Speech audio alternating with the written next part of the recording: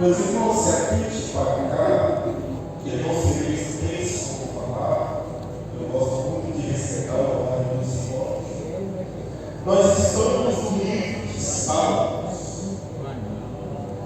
Este nome, ele tem por significado cânticos de louvor.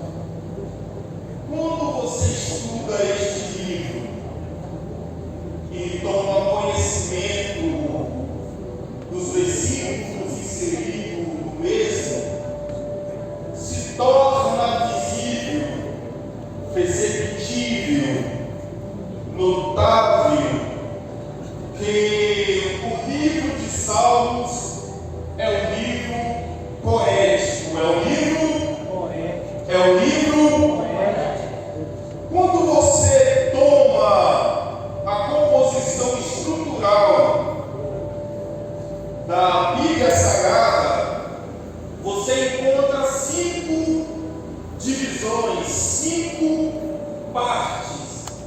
A primeira parte nós conhecemos como Pentateuco. A segunda parte nós chamamos de os históricos. A terceira parte, a parte que eu gosto muito, você vai perceber que ela vai trazer a história profética de Israel, que nós conhecemos como os livros proféticos. A quarta parte conhecemos como os livros poéticos. E a quinta parte nós chamamos de o Novo Testamento. 5 divisões compõem a Bíblia Sagrada. Olhando para o período Velho Testamentário, na quarta parte, a quarta parte que nós conhecemos, a qual eu acabei de trazer aqui, a parte poética, 5 livros, ou melhor dizendo, 3 de 4 livros estão inseridos nessa parte. A primeira é Josué, a segunda é Jó, a terceira é Cantares de Salomão e a quarta é os Salmos, a qual nós estamos vendo aqui nessa noite. O Salmos, ele é um livro poético, afinal de contas, o que é a poesia? Eu vou lhe explicar. Poesia é a arte da expressão de pensamentos, sentimentos. Poesia é a arte da expressão de pensamentos e sentimentos. Toda poesia, ela tem uma imagem central que dá início a ela, quer seja um lugar, quer seja uma pessoa, quer seja um momento. Toda poesia, ela tem uma imagem central. No número 46 do livro de Salmos, a imagem central aqui do número 46, do primeiro ao último versículo, é Deus. Esse nome ele é expresso no versículo 1 e no versículo 10. Tamanho nome já dá-nos uma revelação tremenda das Sagradas Escrituras. Deus. Quem é Deus? Talvez essa pergunta que eu acabei de fazer seja uma pergunta inoportuna. Afinal de contas, estamos na casa do Senhor, adorando a Ele, glorificando a Ele, bendizendo a Ele, carregando o título servo de Deus, servo do Senhor. Há pessoas na nossa congregação, pessoas que têm 15, 20, 30, 40, 50 anos de servidão, que não sabe responder esta pergunta como direcionada a ela: quem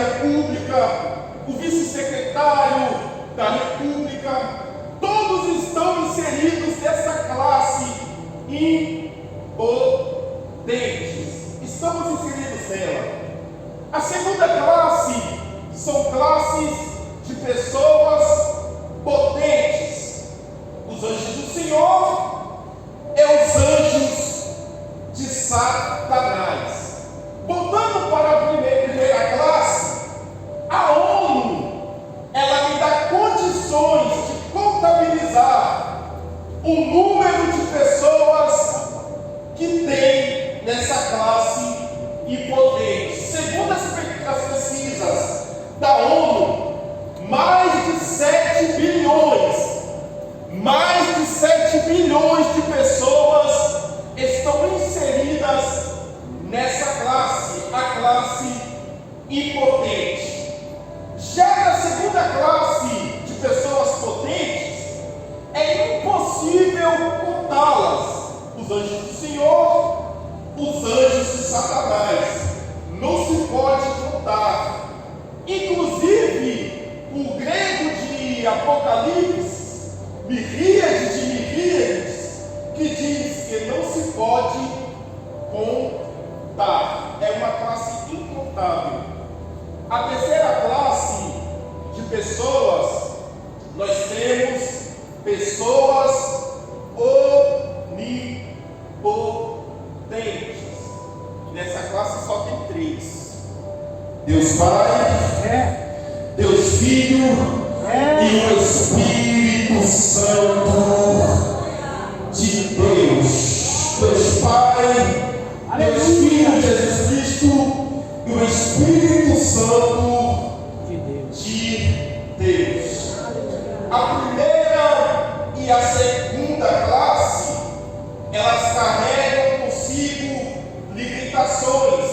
A gente se sente cansado, angustiado, entristecido, chateado quando perdemos coisas, pessoas, dinheiro, emprego. É uma classe limitada. Agora, a classe que Deus está, ela não é limitada, porque Deus não se sente cansado, Deus não perde glória, Deus não fica triste, Deus não fica angustiado, Deus não fica chateado. A gente perde aqui na terra porque somos seres humanos. A gente perde pessoas, perdemos filhos, maridos, emprego. Agora Deus não perde. Você vai ler a Bíblia do primeiro ao último versículo, jamais encontrará que Deus perdeu batalha, e Deus perdeu a causa, e Deus perdeu a paciência, e Deus perdeu a graça, e Deus perdeu a misericórdia. Não, nós adoramos ao Deus que não perde, e se Ele está aqui nessa noite, glorifica e exalta o nome santo do Senhor. A primeira e a segunda classe é falha. O governo, quando ele pega uma obra, você pode perceber, ele coloca uma placa identificando o prazo e o custo daquela obra. E você percebe que quando está chegando a data limite desta obra, a obra nem chegou ainda pela metade. É verdade ou não é? É verdade ou não é, irmão? A obra ainda nem chegou pela metade. Por quê? Porque quem deu início àquela obra ali é o ser humano. E o ser humano é falho. Deus não, Deus é diferente do homem. Deus, quando Ele fala que vai libertar uma casa, oh glória, quando Ele fala que vai libertar um marido, o filho, uma mulher, tirar as garras de Satanás e trazer cada sua preciosa luz, Ele inicia a obra e não deixa a obra pela metade. Porque o Deus que nós servimos, Ele é o Deus de obras completas. Aleluia! Ele é o Deus de obras. E eu vou esclarecer uma coisa aqui. Para com esse negócio de que essa obra vai libertar e está passando o tempo e vou parar de orar. Deus falou que ia mudar a situação, falou que eu ia ganhar a causa, o tempo está passando, eu vou desistir, vou parar de orar. Se você parar de orar, vai demorar mais ainda. Mas se você continuar orando, aleluia! Se você continuar jejuando, meu Deus, se você continuar buscando, porque tem dois tipos de crente, meu irmão. A pessoa que bota a Deus na parede e fala: "Ei, Deus, se o Senhor não fazer, eu nunca mais te adoro. Eu saio do ciclo de oração, eu vou sair da igreja, não vou para o culto mais de domingo, não vou para o culto mais da quinta, não vou para o ensino mais da terça", mas tem a segunda classe.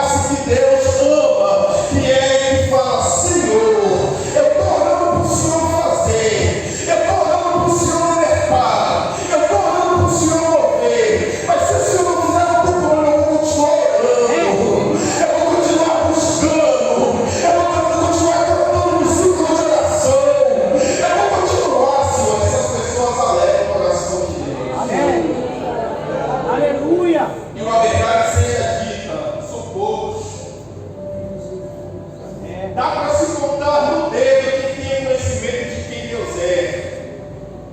Porque quem conhece Deus sabe que Ele tem poder para mudar a situação da noite para o dia. Eu creio, Deus, aleluia.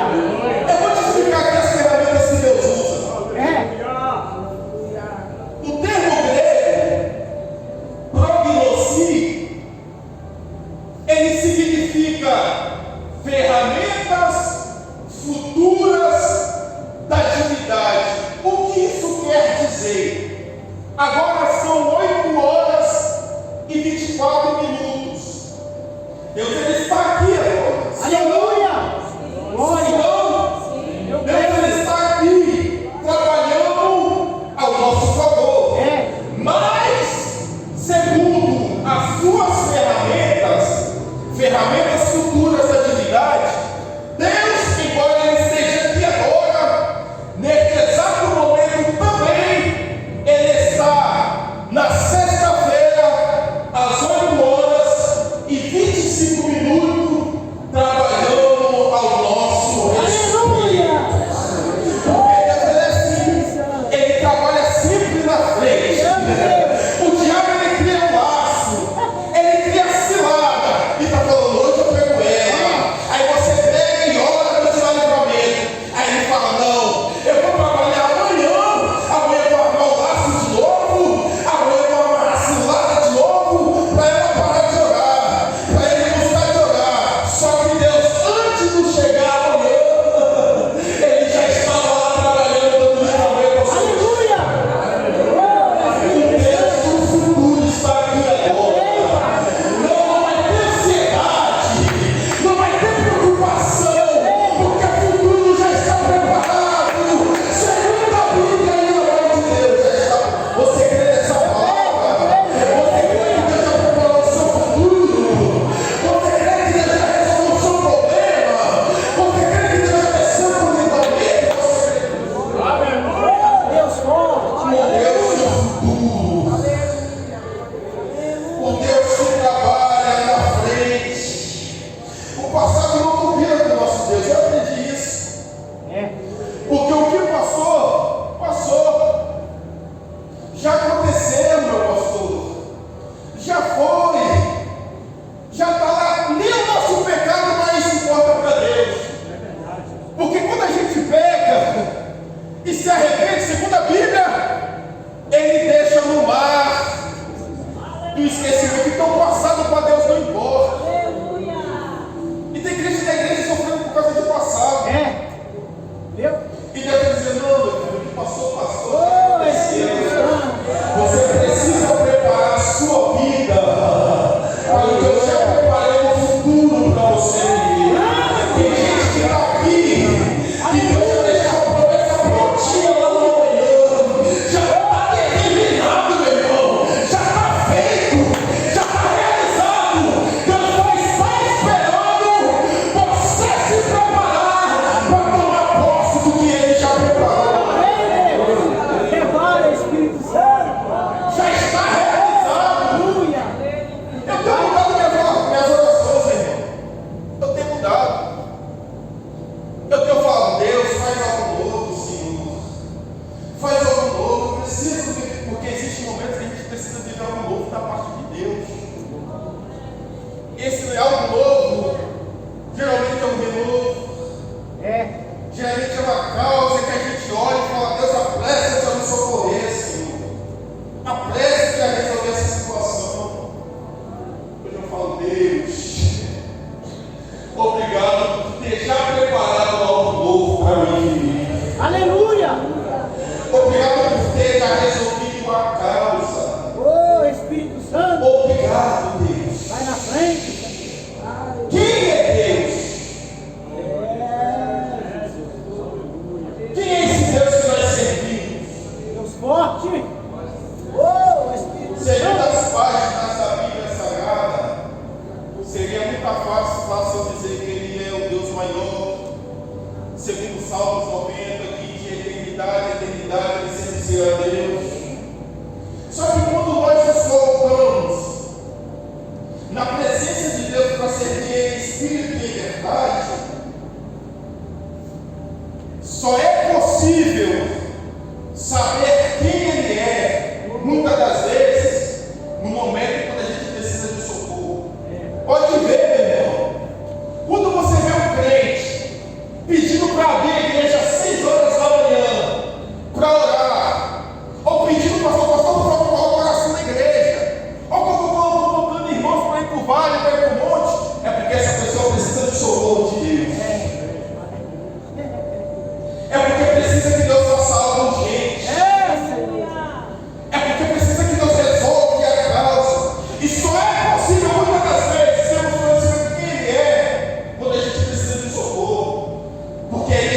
as manifestações. Oh, Deus.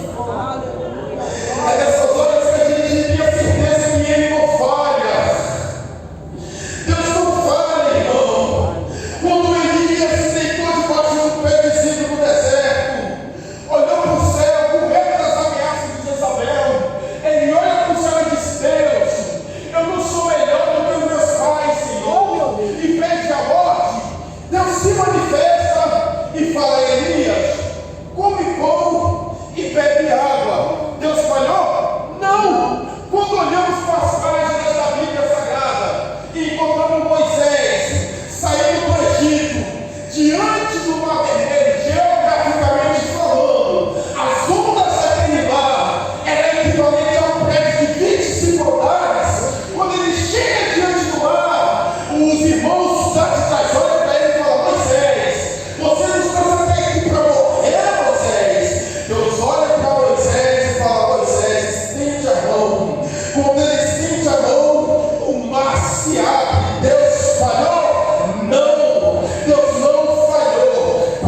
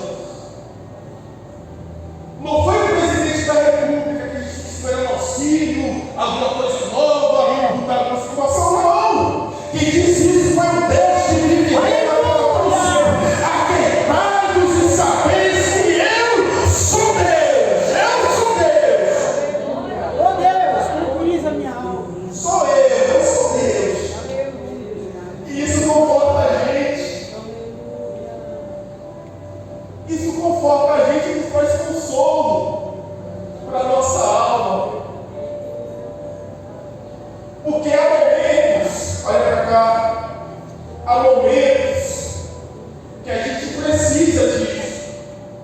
Ele olhar para dentro e ele olha para dentro dele. E quando ele olha, minha irmã, ninguém olha como Deus olha. É verdade. Ninguém olha como Deus olha. Oh, Deus. É possível um amigo nosso, o companheiro nosso, a minha esposa, o seu marido, a sua esposa, os seus filhos, que vivem com você no cotidiano, no dia a dia, dentro da sua casa, olhar o seu semblante e pelo seu semblante perceber que você está mal, que você não está bem. É de Bíblia. Quando Ana se assenta na mesa para se assentar e comer, Eucana olha para ela e fala: Ana, por que você não come? Por que você não bebe? E por que você está mal? Não sou eu que devo ter meus filhos?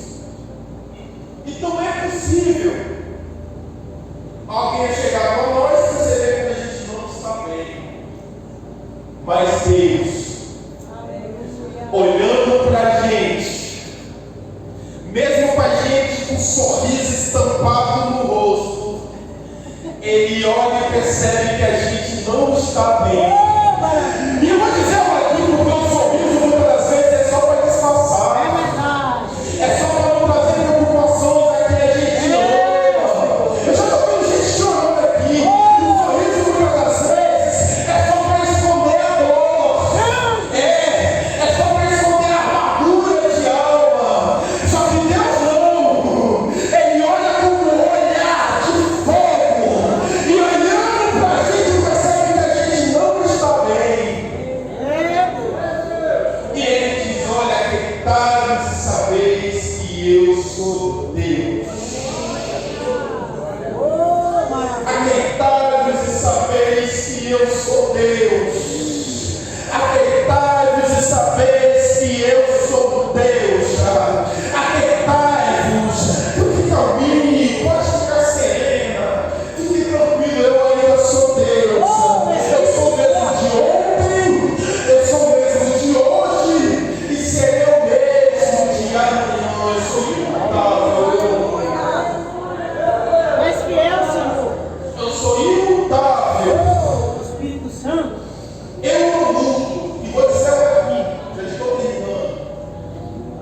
Só que antes eu preciso dizer isso. 2025. Outubro foi um mês muito difícil para mim. Eu recebi uma ligação de Minas e a médica falou: olha, seu pai está aqui internado. Seu pai está aqui internado. Se você quiser ver uma vida ainda, você tem que vir para Minas hoje. Eu estava trabalhando 6 horas da manhã. Aí foi aquele choro, aquele desespero de minhas irmãs. A gente se reuniu, saindo do trabalho. Saímos daqui meio-dia, na sexta-feira, e chegamos lá em Minas 4 horas da manhã. Contagem, interior de Contagem de Ribeirão das Neves. Quando chegamos lá, encontrei todos os irmãos antigos, subimos, ficamos, uma madrugada de dimensão. Amanheceu na manhã de sábado. Fomos lá para o hospital, estava meu pai. E quando eu cheguei no hospital, a médica me chamou para conversar e disse: olha, seu pai teve uma doença muito rara.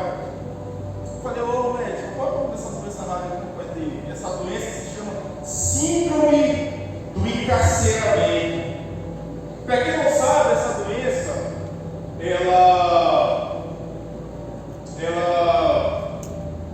ela quer dizer que quando uma pessoa ela está viva, mas ela está presa dentro de si mesma.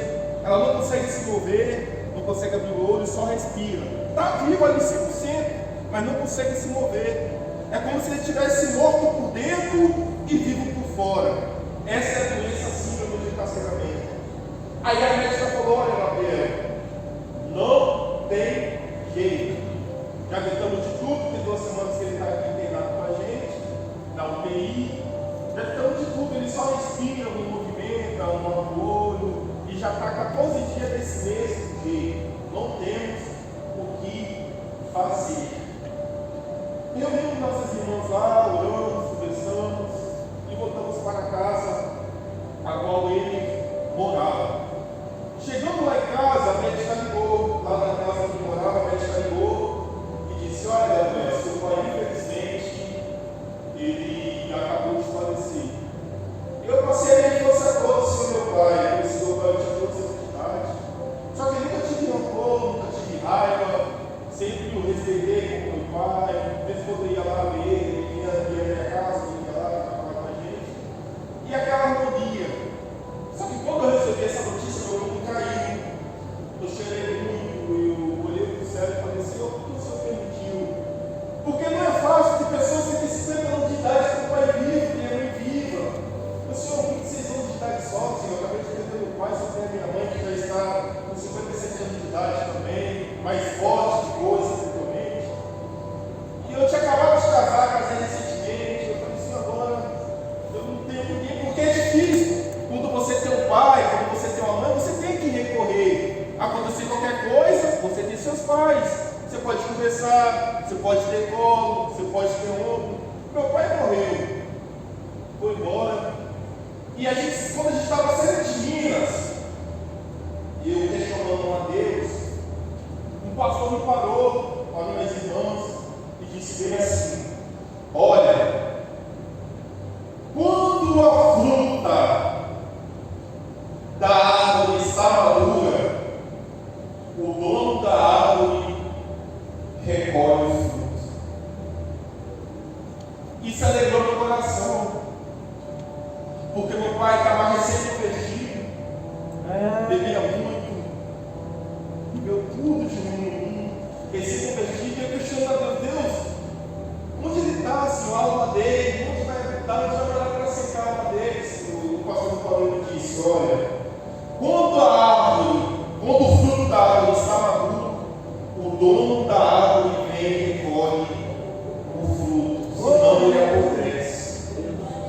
E isso confortou meu coração, porque eu sei que em pequeno espaço de tempo eu encontrarei lá na glória, Aleluia! lá no reino, e lá nós iremos dizer para todos sempre: Santo, Santo, Santo é o